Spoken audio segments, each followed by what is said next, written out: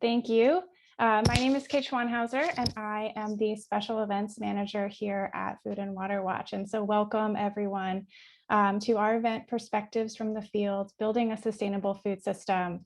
I'm really glad that you are all able to be here with us this evening because we have got such an incredible lineup of speakers here tonight to share their experiences with you.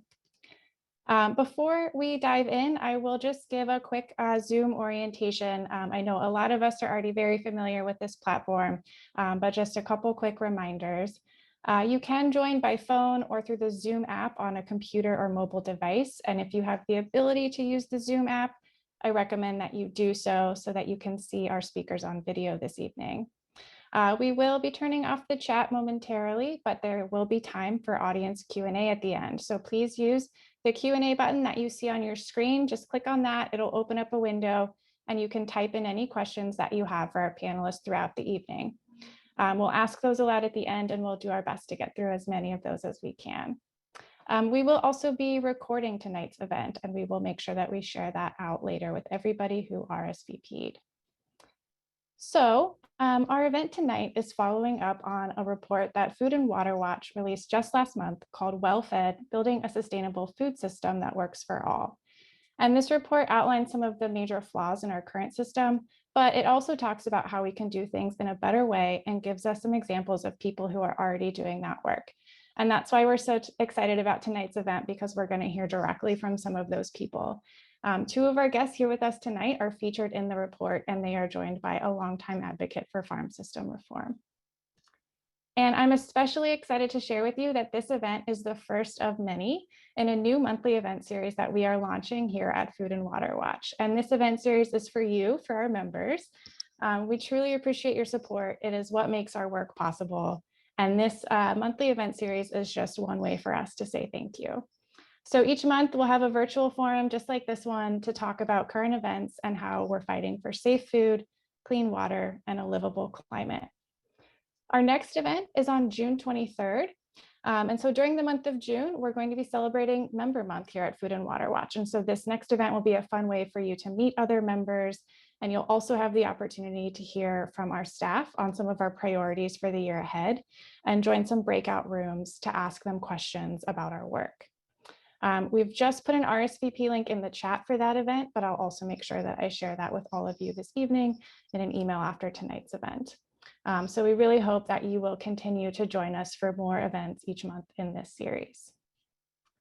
So finally, I would like to introduce my colleague, Amanda Starbuck, who is going to be our moderator this evening. She is our senior food researcher and policy analyst here at Food and Water Watch, and she led the development of the Well-Fed research report.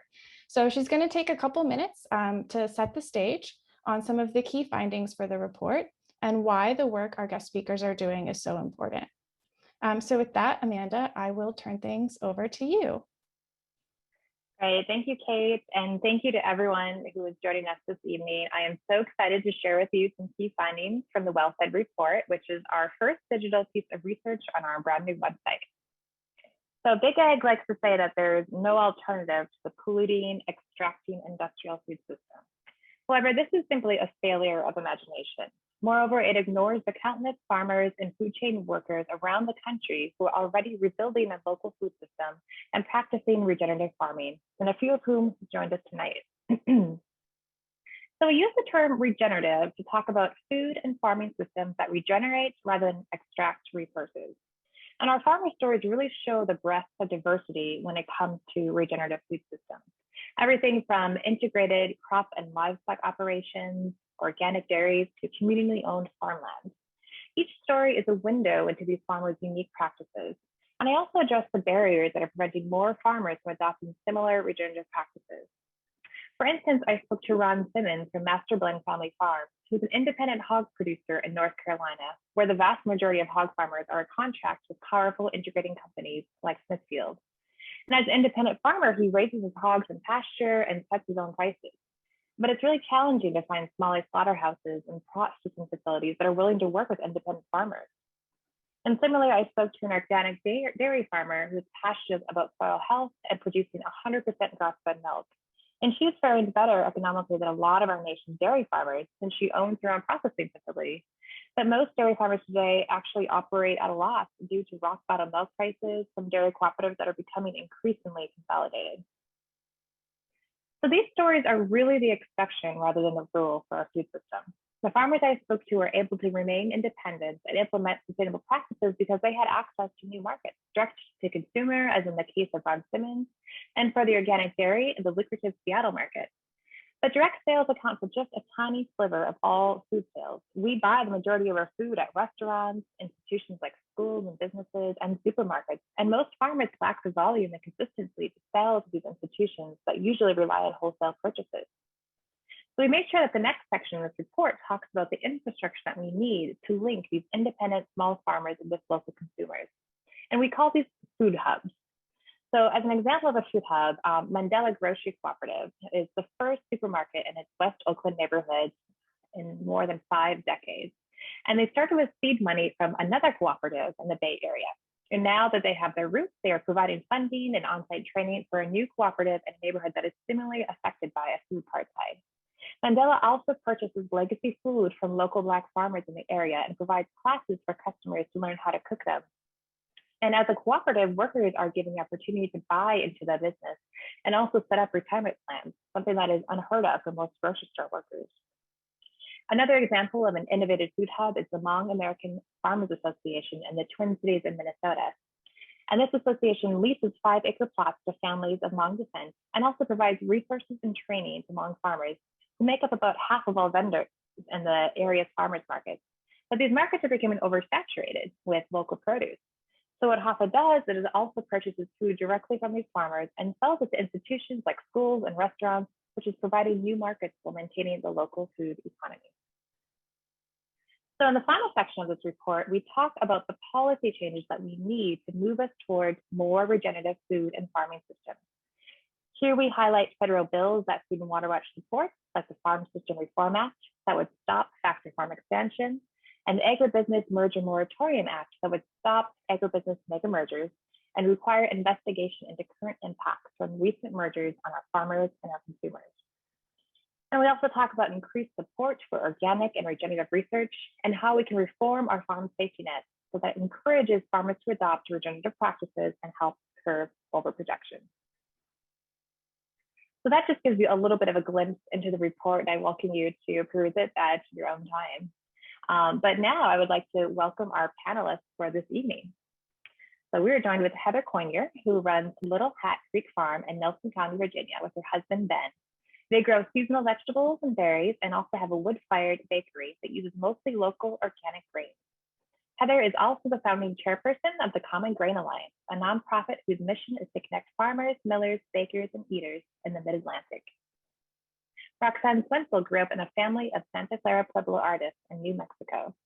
In 1989, she founded the nonprofit Flowering Tree Permaculture Institute.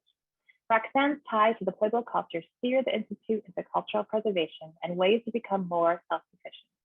She continues to write and publish on her experiences with place-based living.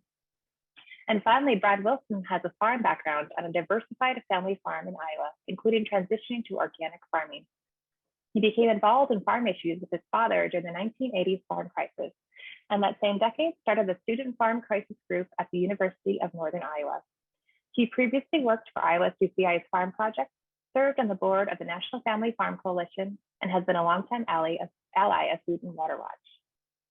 So welcome all of you tonight. And I think just to kick off this discussion, I'd like you to provide a little bit more of an introduction into yourselves and just share a little bit about your story about how you got engaged in this important work of rebuilding our food system.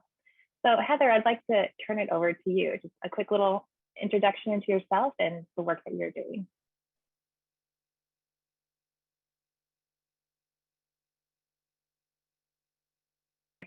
And you're on mute.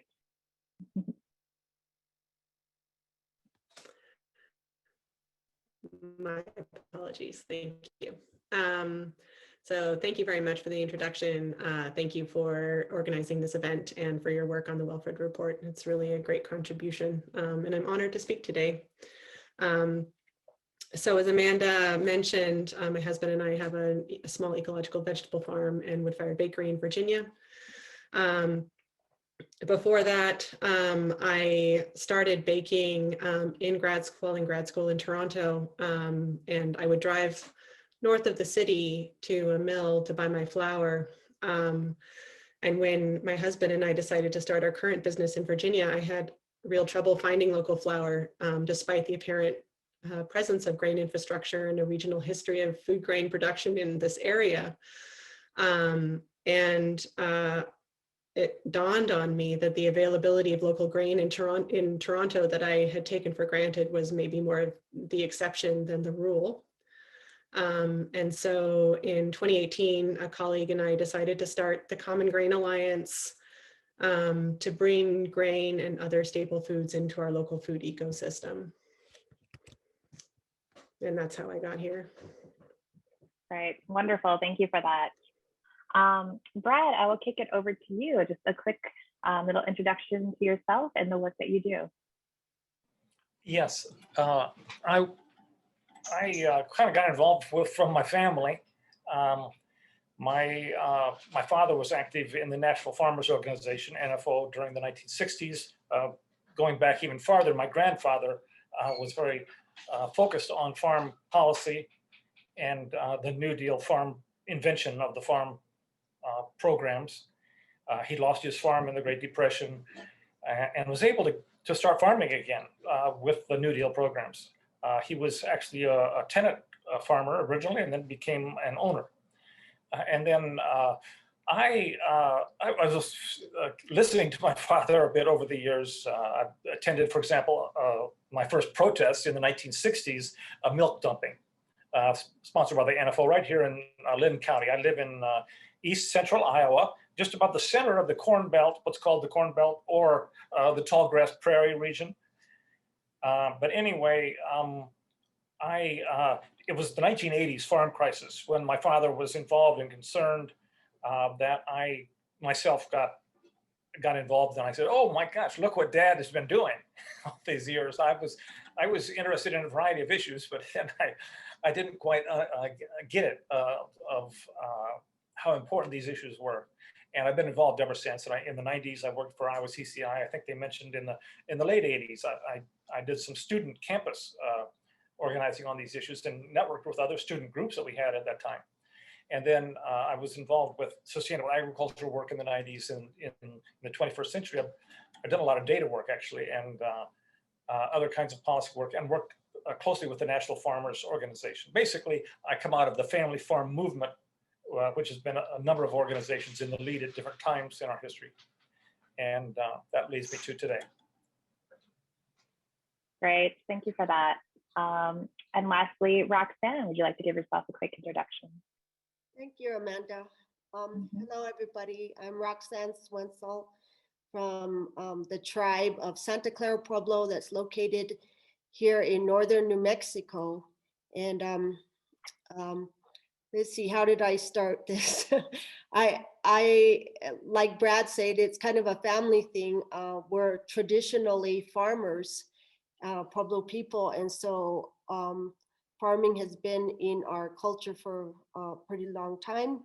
And my grandfather was a farmer, and I was always enjoying being outside and farming when I could. But when he passed away, and there was a sack of seeds in my grandmother's house of some ancestral corn seeds, and she gave them to me to see if they would grow. And I felt so honored to be responsible for these ancient crops. And I think that's when the seed saving started. So I started to grow out whatever traditional crops I could get a hold of that were still in existence, and started growing them out in my little home area. And I, meantime, got interested in the teachings of permaculture from a friend of mine, and I found them fascinating, these permaculture thoughts, because they matched a whole lot with our traditional thinking and methods of sustainability and and keeping life going on planet Earth. And so I immediately wanted to be part of that. So me and my partner at that time started to practice a lot of these methods at my home in Santa Clara, Pueblo, and we began to figure out what ones fit in our climate. And because we have a very special area of climate, it was pretty difficult because it's a high desert area. So we became the first permaculture site in our area that were trying to implement ways of sustainable living. And we started a nonprofit organization called Flowering Tree Permaculture Institute in 1989 and began teaching what we had learned. And as time went on, I became more focused on our traditional methods that were sustainable and trying to keep that going. That led to really looking at the health of our community and how it was linked to the food, and started to put the pieces together in trying to keep the traditional crops going and traditional ways of life going for the health of our people. And so I've been working with that ever since.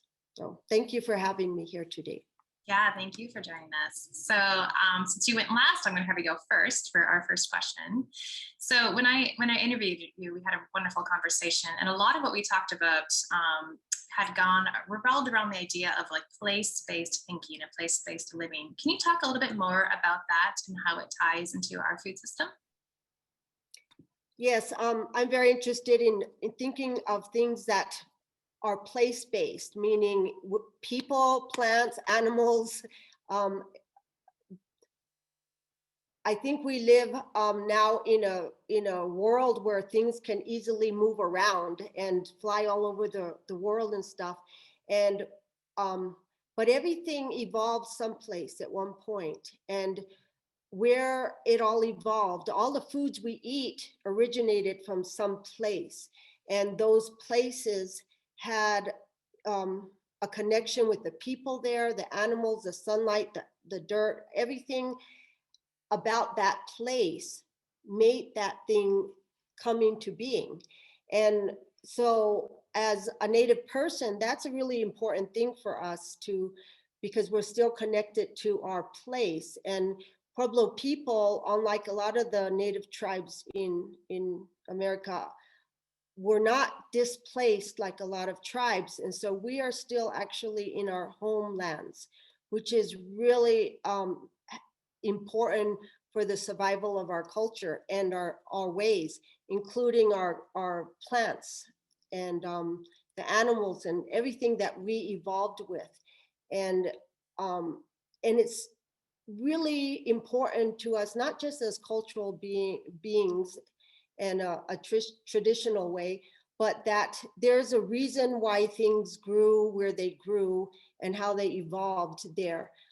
Some crops won't do good in other areas, and you know it all matters. And we forget that we humans are also like seeds.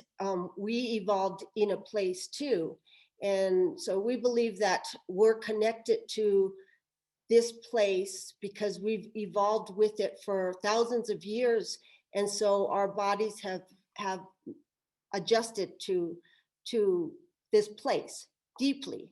So that's beautifully put.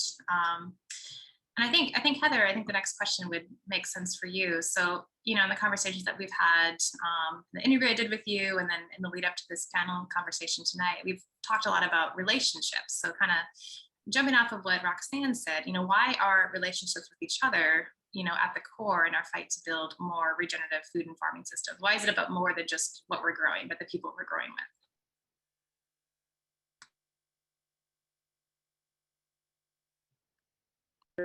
I'm going to remember to unmute myself this time.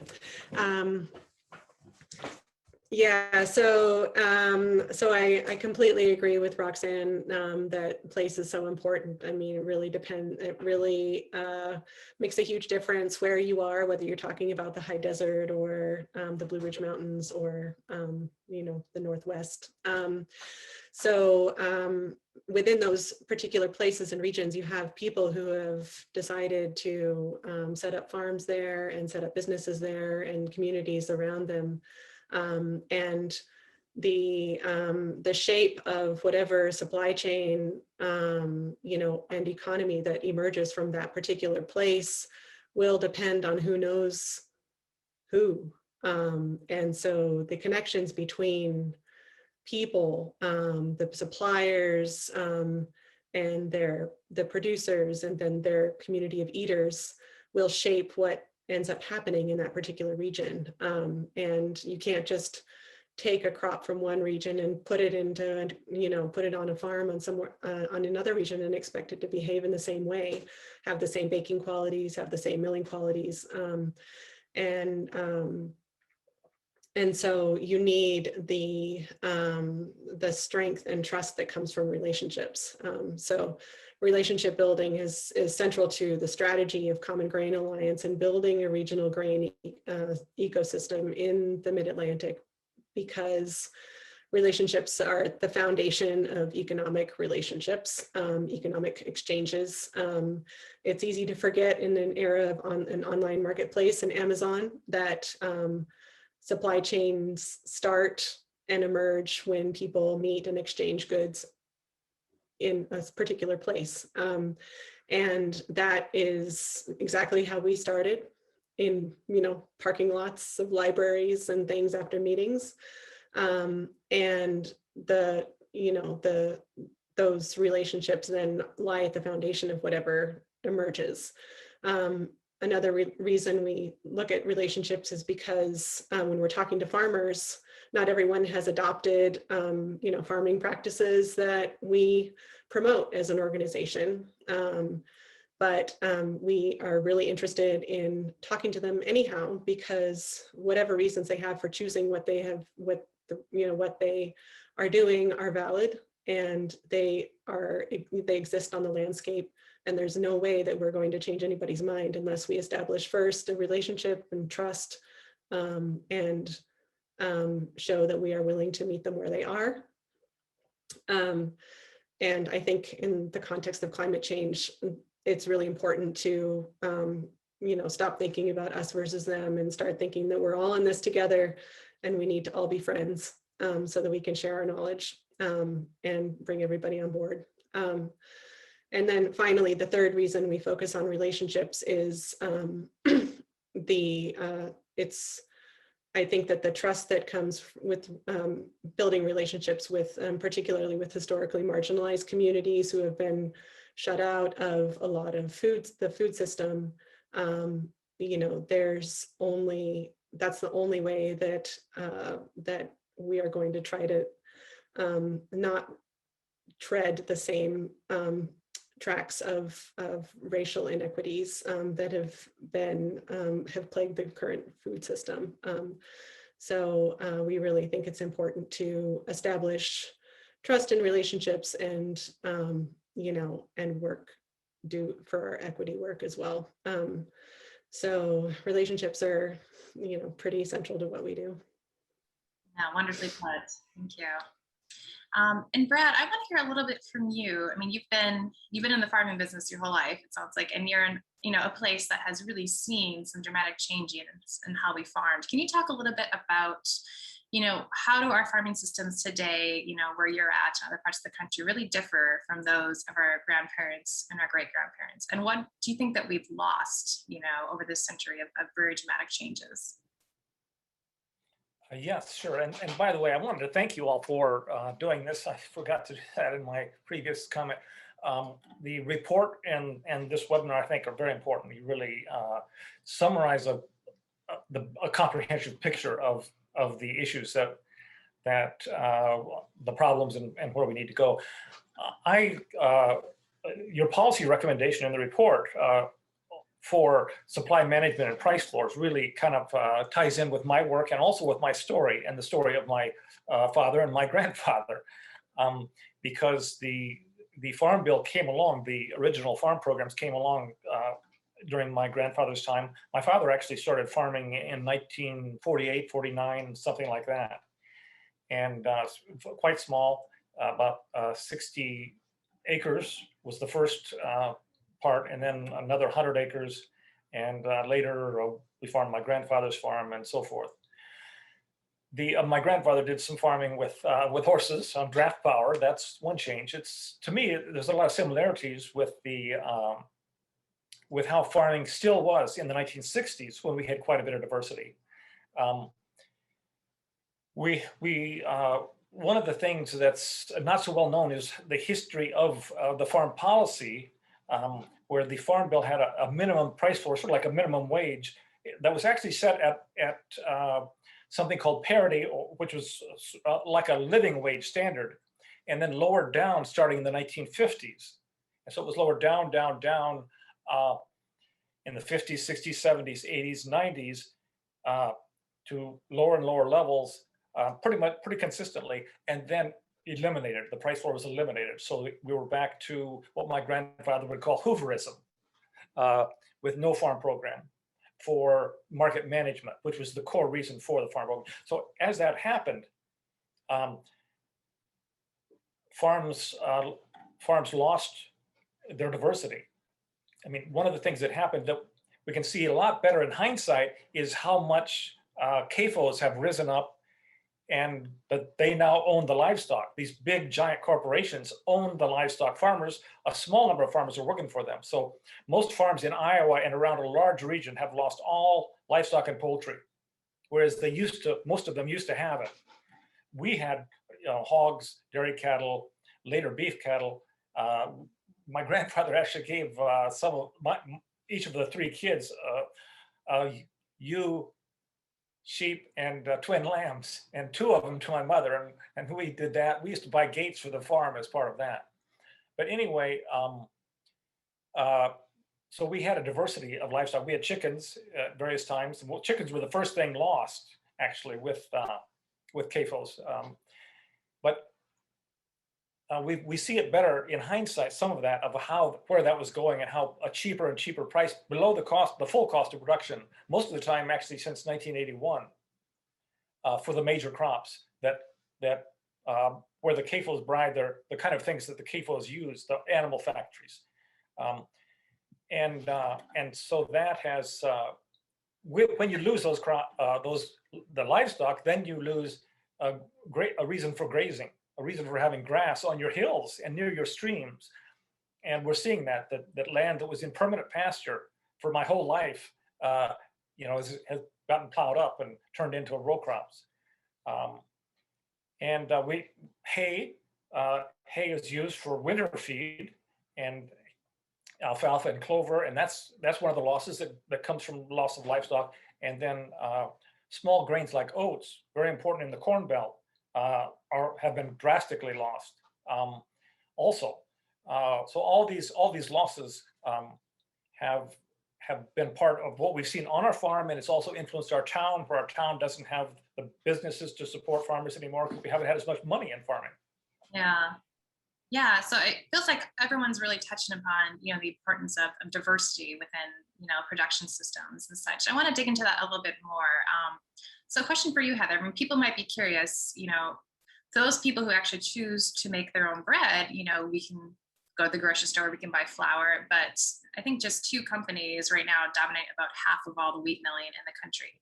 But why is it important for a bakery owner like yourself to have access to legacy grains when there's, an abundance of cheap flour available?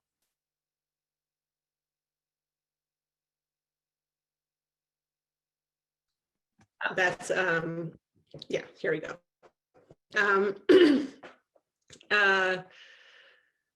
There's a lot of reasons. I think the first reason that comes to mind is flavor and nutrition. There's just no comparison.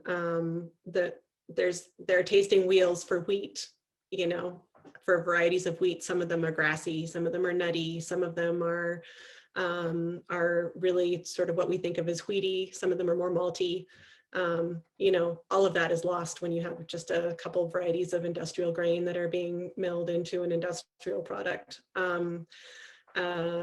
Nutrition comes into play because a lot of the grain that is grown locally is also grown by smaller mid-sized farmers who take the time to steward their soil and consequently get a much more nutritious product out of their fields. They're doing crop rotations with legumes, and they're doing things the right way. And that brings me to the other important reason why I buy local grain, and that is it's important to me is in a professional sense to honor the legacy of bakers throughout history who have simply used what is being grown in their area. So the wide diversity of baked goods and types and styles of breads, flatbreads, crackers, rye breads, fermented breads, rice. All of this reflects the landscape. Again, going back to the importance of place, the landscape, the cultural foodways have emerged from the place, and it is the baker's job to translate whatever is grown in the fields to what shows up on people's plates. And so to me, that makes my profession interesting. It makes me feel less like a machine, just cranking out the same thing over and over again. You know, because if I'm baking with it, it's because it's being grown in fields nearby. If I'm not baking with it, it's probably because it's not being grown here. So for me, that, you know, it keeps me intellectually interested. It stretches my craft because I have to, you know, the grain changes from year to year and from crop to crop and from farm to farm. And so it's my job to again, get the most out of every crop. And sometimes you can't use a particular wheat in bread. Maybe I need to make it into crackers or put it into my pastries instead. So, you know, to me, that makes my job interesting. Love that. Roxanne, I'd love to hear a little bit from you, because you told me a very beautiful story about reconnecting with pre-colonial foods and farming practices. Can you tell everyone a little bit more about that project that you did and what can be done to help other Indigenous communities similarly reconnect? Sure. Well, first of all, I really want to eat some of that bread you're talking about, Heather. That sounds really wonderful. But I love the thought of like, whatever is out there, you have to figure out how to create some food out of it. I love that. The Pueblo Food Experience was one of our projects we started probably now about 8 years ago, after noticing a lot of health issues in the tribe. And I had been growing out our traditional crops for 30 years and putting the seeds in a seed bank to save for the future while the community was going to Walmart to buy their groceries. And the health condition of the tribe is still pretty bad, with, you name it, diabetes, obesity, depression, autoimmune diseases. We are the highest of bad health in the country. Native Americans are. So one thing that I had been studying about being a seed saver was realizing that seeds are place-based, and seeds evolve in a place over many lifetimes of growing them out. They adapt to that location.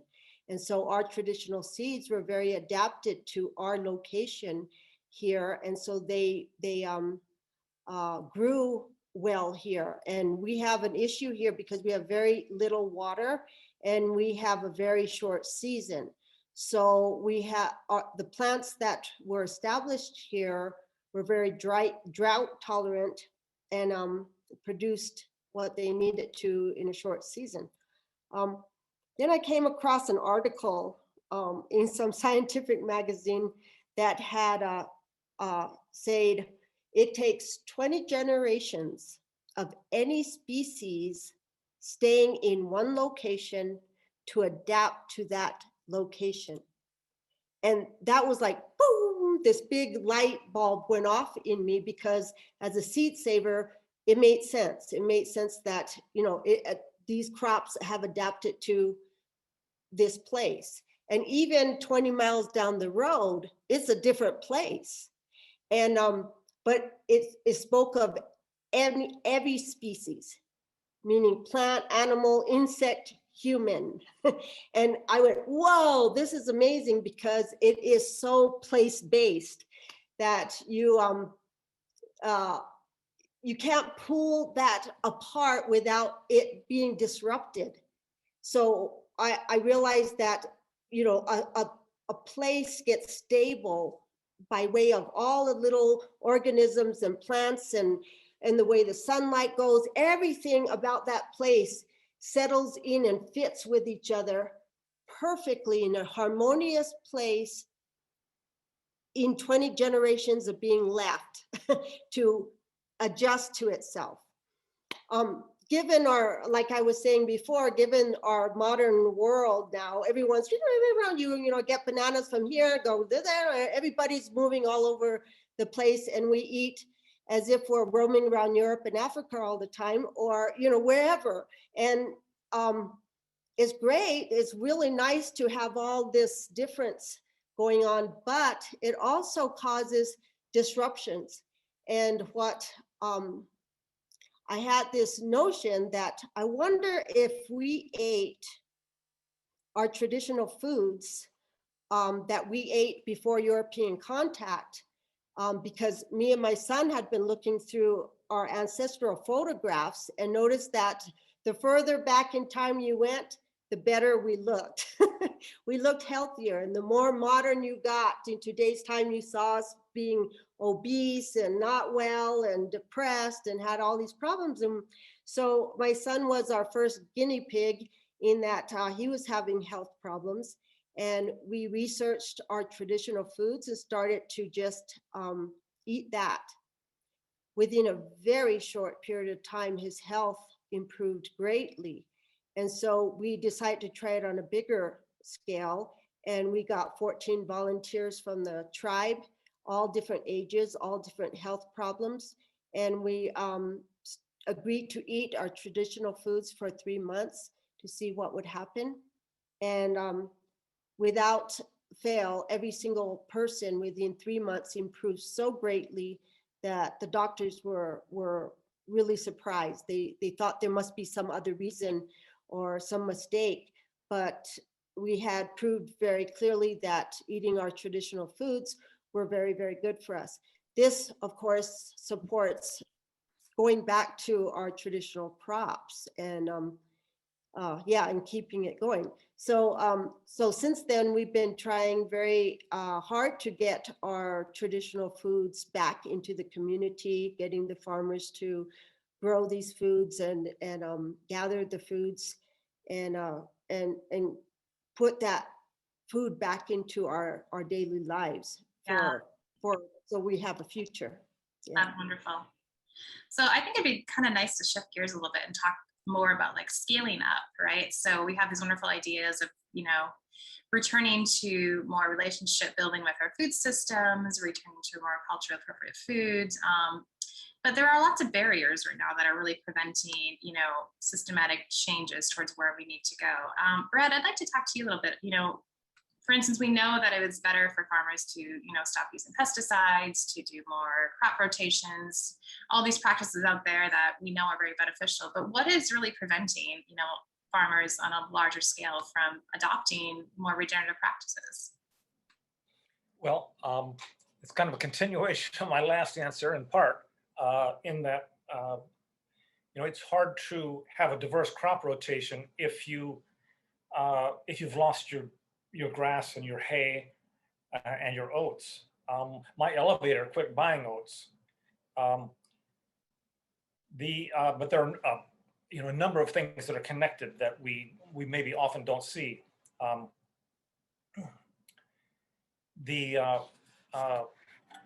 Here in Iowa, I did some work when I was working for Iowa CCI with the organic farmers around Iowa, and Iowa CCI put together a list of the kind of crop rotations that were being used for farmers that were organic or at least reduced chemicals. And one common rotation would be corn.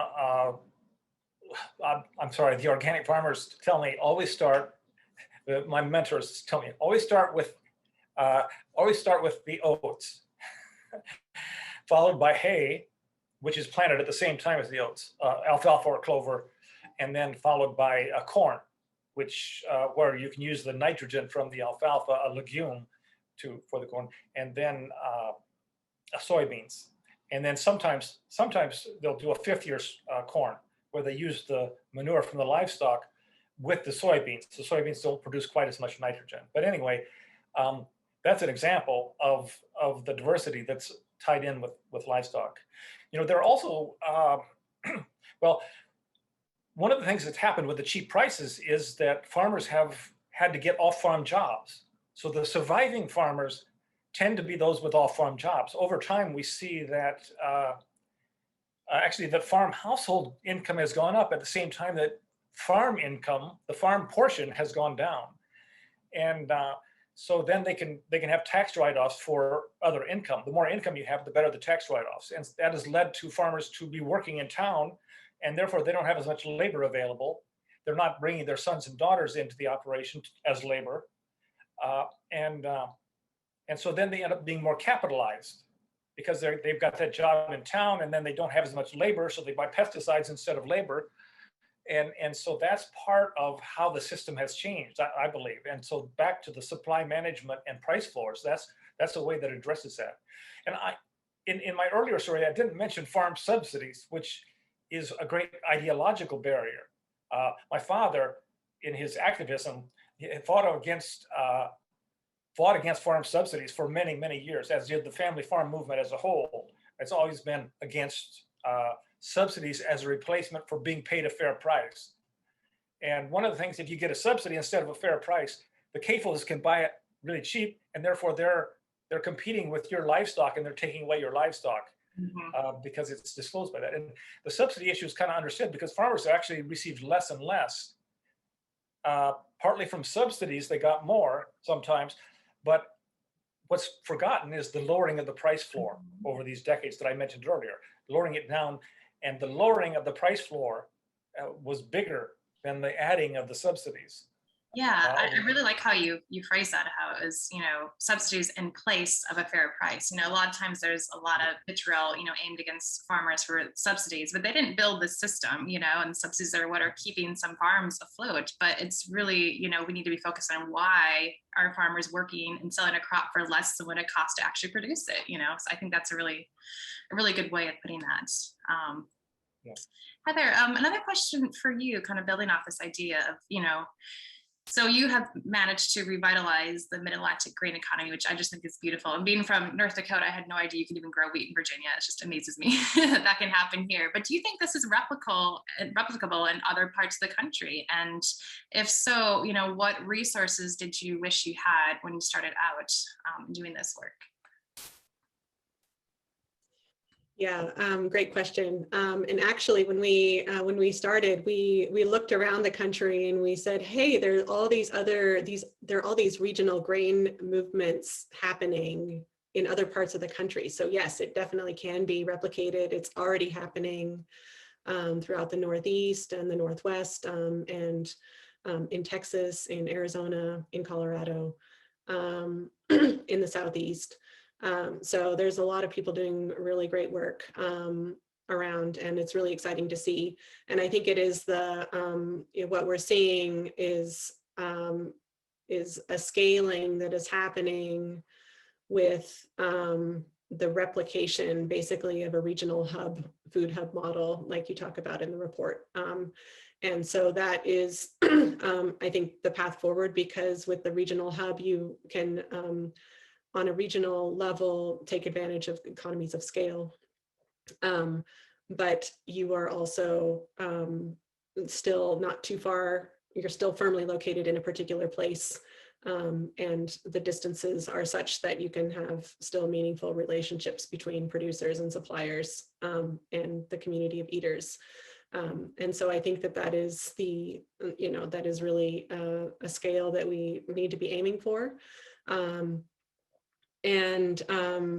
There's, in addition to that, I think that there needs to be a network of leaders of those movements who are talking to each other on a regular basis, so that we are learning from each other's mistakes and successes, and we're not reinventing the wheel, because a lot of this is really, a lot of the regional and small and mid-sized farming knowledge has been lost or displaced, as Brad has mentioned. And so a lot of us are sort of relearning things that, should have been passed down through generations and weren't. So that is the sort of the communication network among the leadership needs to be in place. But honestly, what I wish I had, getting started, was a handbook for how to do all this, where to look for funding to start, what sorts of things we should be focusing on first, what has worked for other people, what policies are already in place that we need to be aware of, and so, it would be really great to, for the existing organizations now to team up and say, okay, what are the common denominators in all of our experience, so that we can help other regional food systems develop around, dairy or meat or whatever. So anyway, I would love to be a part of making that, but it's a lot of work too. Absolutely. And then one final question before we go to question and answer portion, and for Roxanne. So there's a lot of focus right now on regenerative farming, and we talk about it in this report. But there's also just a lot of kind of conflicting ideas of what regenerative farming can mean, and not always an understanding of, the origins of it and contributions from, for instance, indigenous communities like your own. Like, what do you wish people understood about regenerative farming and the contributions of communities like yours? Thank you, Amanda, for that question.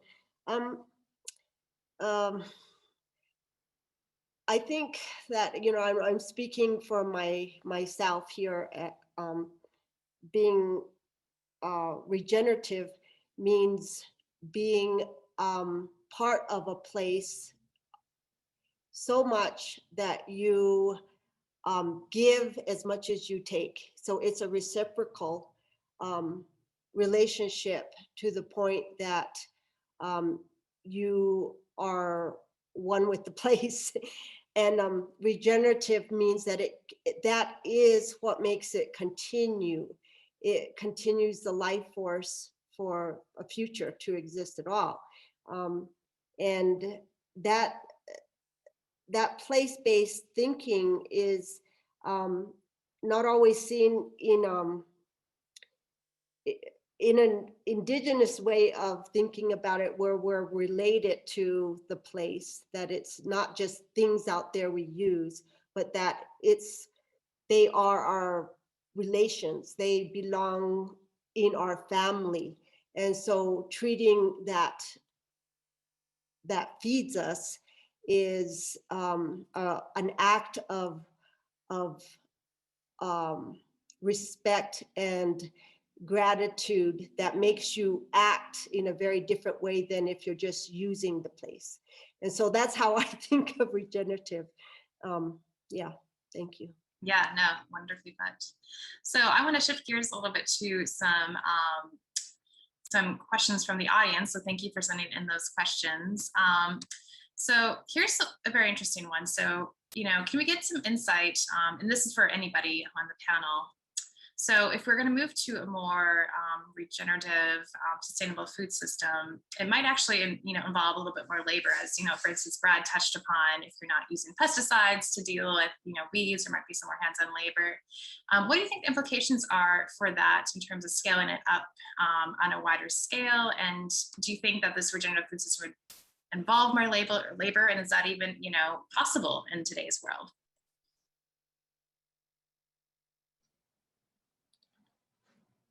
One thing on this question, it's sometimes, I think, assumed that the less labor, the better. I mean, that's kind of the assumption of the system we have now, and people don't necessarily know, what to say in response to that. I have thought of the direction the system has been going in as product-centered farming, where you buy products. And there's an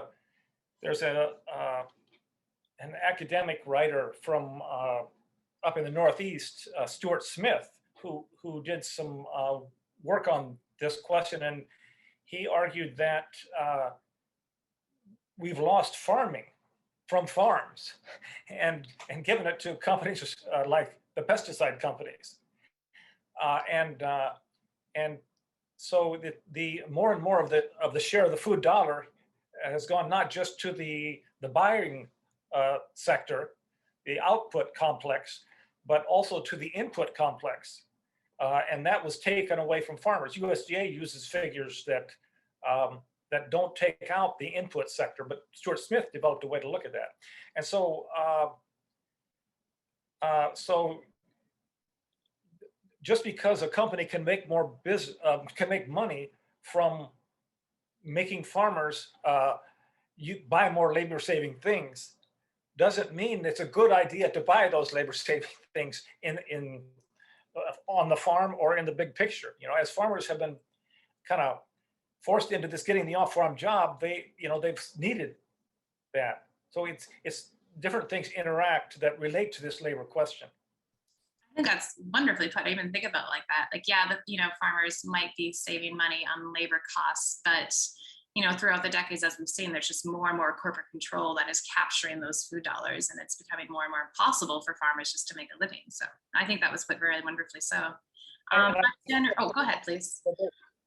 There's a law of diminishing returns. Mm-hmm, mm-hmm. And so reduce for labor and management, that's something also that takes your work, we sometimes talk about it separately, but mm-hmm.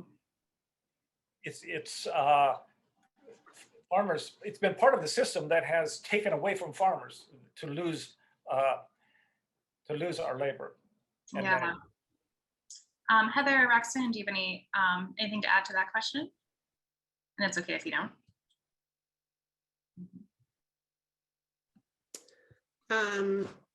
I would say that the idea of price and off-farm jobs, it just makes me think of one of our farmers who says, what farmer doesn't want to just feed their neighbors and feed their community?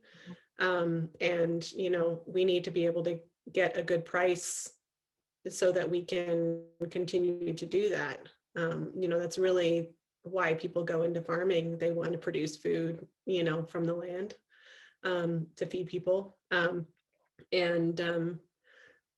think price is a huge issue. And I'm really glad that Brad has spent so much time on it tonight, because it's something that we think about a lot, how to get farmers a fair price while not shutting out a large segment of the buyers, especially eaters in the community. So something to think about a lot. Ensuring that the people who don't own the land but are working, in the fields or the processing facilities also are, paid for their labor as well. It's a very difficult question. Mm-hmm. Well, I feel like each of these questions could have been its own panel in and of themselves. And unfortunately, we are running out of time for this evening. But I think it just really goes to show how important that relationships and conversations like those with us tonight are really at the heart of our food system. And we need this, relationships between growers of diverse backgrounds, between consumers and the people who grow and process and sell our food, and between us and in our environment. So I just want to thank all of you again for speaking and sharing your stories with us tonight, and just for doing the real noble work of just rebuilding a more just and sustainable food system. And also thank you to all of you who tuned in this evening. I want to plug a last little bit of new research to share with you all. So we just published last week a new fact sheet that's called the Federal Legislation for a Just Food System. And this outlines the legislative priorities that I mentioned earlier, the Farm System Reform Act and the Agribusiness Merger Moratorium Act. And we also talk about what Brad touched upon, the need to reinstate supply management for grain crops, as well as another bill, the Justice for Black Farmers Act, which helps address the legacy of racial discrimination in the USDA. So thank you again. I'm going to hand it back over to Kate for our closing. All right, thank you, Amanda, and thank you so much to Heather, Roxanne, and Brad for joining us this evening and sharing your thoughts and experiences with us. And thank you to all of you who joined us for this conversation. We really appreciate you sharing your time with us. And more importantly, we appreciate your ongoing support and membership with Food and Water Watch. Before I let you all go, I have two quick things that I want to share.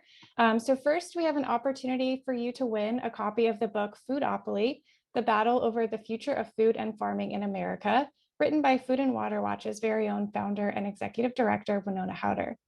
All you need to do is fill out a quick survey to share your thoughts on tonight's event and our member event series.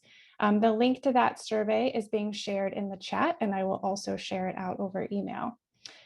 Your feedback is really important to us, so please, if you have a moment, please fill that out to share your thoughts and get entered into this drawing. And finally, as I mentioned earlier, this was just the first of many events to come in our new member event series.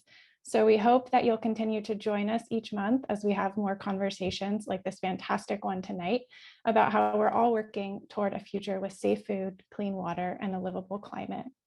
So you can RSVP for next month's event by following the link that's going to be shared with you all in the chat. And I'll also share that with you over email as well. I hope that we will see you there next month.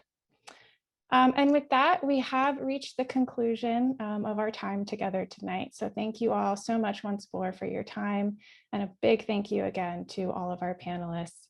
Have a great evening, everybody.